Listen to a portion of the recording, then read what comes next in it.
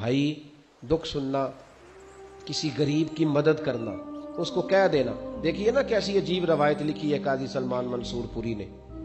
حضرت انس بن مالک رضی اللہ تعالیٰ عنہ کہتے میں حضور کی بارگاہ میں بیٹھا تھا اور کئی سردار آئے ہوئے تھے، مجمع لگا تھا. ایک پگلی عورت آ گئی، دیوانی پگلی، پرانے کپڑے میلے کچیلے، جوتے ٹوٹے ہوئے، بال بکھرے ہوئے، آ کے کھڑی ہو گئی. دیکھے کبھی کچھ پاگلوں کو وقت دیتا؟ ہمارے ہاں تو پیر سیانوں کو وقت نہیں دیتے، صرف اتنی بات ہے کہ وہ غریب ہیں.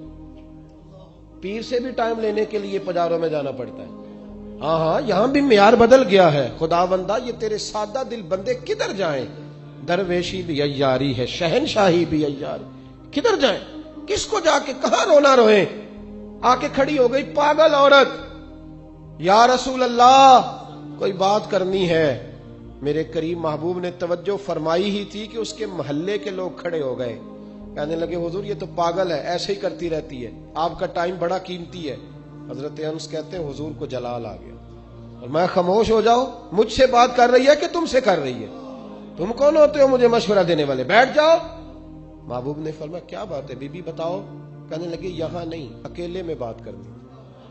حضور میں نے اکیلے میں. فرمایا چل میں تیرے ساتھ چلتا ہوں. آپ کو کہانی نہیں سنا رہا، اس رسول کی بات سنا رہا ہوں جس رسول کی ہر بات ہمارے لیے دستور حیات ہے. لکھ لو اس کو دل کی تختی پر. پاگل خانے بند ہو جائیں اگر لوگ دکھ سننے شروع کریں تو. یہ اگر آنسو نکل کے بہہ جائیں نا تو بڑے کام غلط ہو جائیں، لیکن آنسو بہتے نہیں ہیں. اب خون اندر ہی گرنے لگا ہے، اب اندر کے دکھ اندر پسنے لگے ہیں. اب ماں بڑے غم لے کے کفن میں منہ چھپا کے چلی جاتی ہے. اب بہنیں پردیس میں 4 بھائیوں کے ہوتے ہوئے بھی لاوارثوں جیسی زندگی گزارتی ہیں. اب کوئی نہیں رہا پوچھنے والا. اب محلے میں ایک غریب گھر کو 6 امیر گھر مل کے نہیں سنبھال سکتے. بس حکومت ہی آئے گی تو کرے گی، حکومت ہی آئے گی. اب نہیں رہا ہمارا وہ ذوق. اخلاقی قدروں کی کمزوری نے ہمیں بڑا نیچے لا کھڑا کیا ہے. بھائیو نبی کریم اس پاگل عورت کے پیچھے پیچھے حضور نے چلنا شروع کر دیا. حضور کو صحرا میں لے گئی، ریت پہ میرے محبوب کو بٹھا لیا. ریت پہ ایسا کوئی محبوب کہیں ہوگا نہ کہیں ہے. دیکھو بیٹھا ہے چٹائی پہ مگر عرش نشیں ہے. حضور بیٹھ گئے تو حضور سے پاگل نے کیا باتیں کرنی ہوتی ہیں؟ اس نے کوئی امور سلطنت پر گفتگو کرنی تھی، لیکن وہ آ کے کہتی یا رسول اللہ ان بچوں کو منع کریں مجھے روڑے مارتے. فرمایا میں کہہ دوں گا آج کے بعد نہیں ماریں گے. کہا یا رسول اللہ یہ لوگ مجھے پاگل کہتے ہیں. فرمایا منع کر دوں گا کوئی نہیں کہے گا. حضور کوئی میری بات نہیں سنتا تو جناب انس کہتے جب کہا نا کوئی نہیں سنتا تو حضور رو پڑے. فرمایا جب دل کرے میرے پاس آ جانا، میں سنوں گا نا تیری بات. دیر تک کریم رسول نے بات سنی. کوئی بھی اتنا مصروف نہیں جتنی مصروف میرے نبی پاک کی زندگی ہے.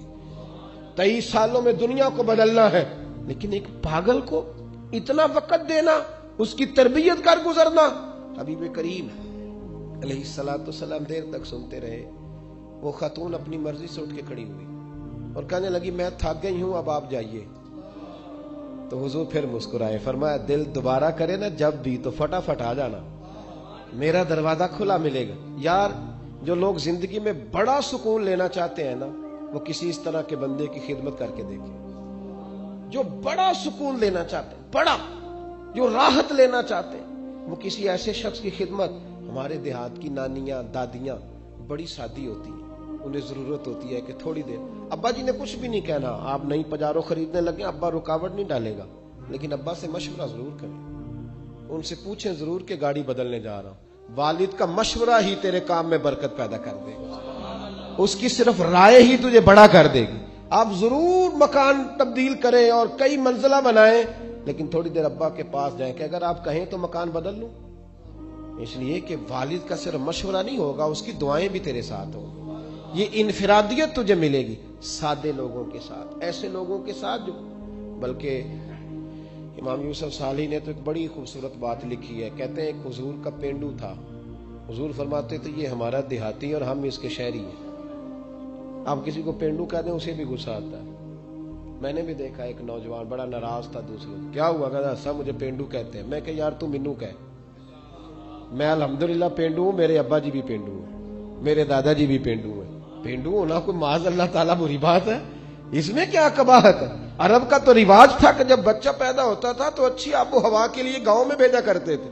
میرے محبوب پاک بھی حضرت حلیمہ سعدیہ کے گاؤں میں جا کے رہے ہیں. یہ عجیب بات ہے بھائی. جتنے شہر آباد ہیں یہ سارے دیہاتیوں نے ہی آباد کیے ہیں, سب نے. یہ الگ بات ہے کہ شہر میں آ کر پڑھنے والے بھول گئے کس کی ماں نے کتنا زیور بیچا تھا. بھول گئے لوگ. اب وہ کہتے ہیں ہم تو رئیس اعظم سے شروع سے ہی. تھوڑا پیچھے پلٹ کے دیکھ, تیرے ہوش ٹھکانے آ جائیں گے. ذرا پیچھے پلٹ کے دیکھ کہ تو کیا تھا اور آج تو کہاں کھڑا ہے. پھر دیکھ تیرا معیار سوچ کا بدل جائے. پھر ذرا تیری طبیعت. حضور فرماتے ہیں ہمارا دیہاتی ہے, ہم اس کے شہری ہیں. اب اس نے دیکھا حضور کی بارگاہ میں کئی لوگ تحفے لے کے آتے ہیں اور نبی پاک تحفہ قبول فرماتے تھے, اور بلکہ فرماتے تھے دیا بھی کرو لیا بھی کرو, محبت میں اضافہ کرے گا, محبت میں اضافہ کرے گا. بہت سارے صحابہ تحائف لاتے. وہ غریب آدمی تھا, دل بڑا کرتا تھا. انہوں نے پتہ کیا کرنا شروع کیا, ادھار چیزیں خریدتے دکانداروں سے. کہتے یا رسول اللہ صدقہ نہیں تحفہ ہے. حضور تناول فرما لیتے, جب دیکھتے نا کھا لیا ہے صحابہ نے بھی تو کہتے حضور دکاندار کے پیسے بھی دینے, حضور وہ بھی ذرا ادا فرما دیں, بھیجے کسی کو. تو حضور فرماتے میں نے کہا تھا لا کا. حضور کہا تو نہیں تھا پر کھایا تو ہے نا, آپ نے تناول تو فرمایا ہے نا. یار حضور فرماتے کیوں لائے؟ مسکرا کے پوچھتے, مسکرا کے پوچھتے.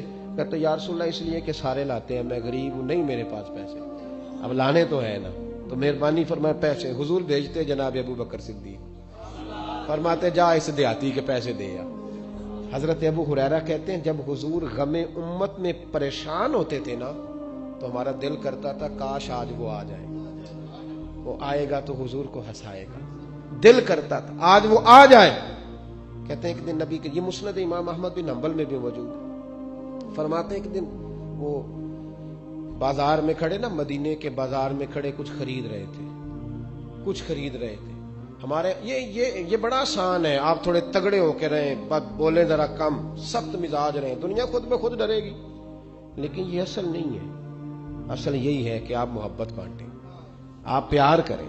ٹھیک ہے فضولیات اور لغویات سے بچنا چاہیے, لیکن اس طرح کا معیار بنا لینا کہ اپنے بھی کوئی بات نہ سنا سکے, کوئی قریب ہی نہ آ سکے, کسی کو یہ طاقت ہی نہ دینا کہ وہ اپنا آپ کے ساتھ مل کے کوئی اظہار محبت کر سکے, یہ معیار نہیں ہے. ایک دن وہ چوک میں کڑے کچھ خرید رہے تھے تو اللہ کے حبیب تشریف لائے. حضور نے نہ دیکھ لیا کہ انہوں نے نہیں دیکھا حضور کو, نبی کریم پیچھے سے تشریف لائے دبے پاؤں. کبھی دیکھا ہے کوئی مرید کے ساتھ اس انداز میں چوکوں میں اس طرح پیار کرے؟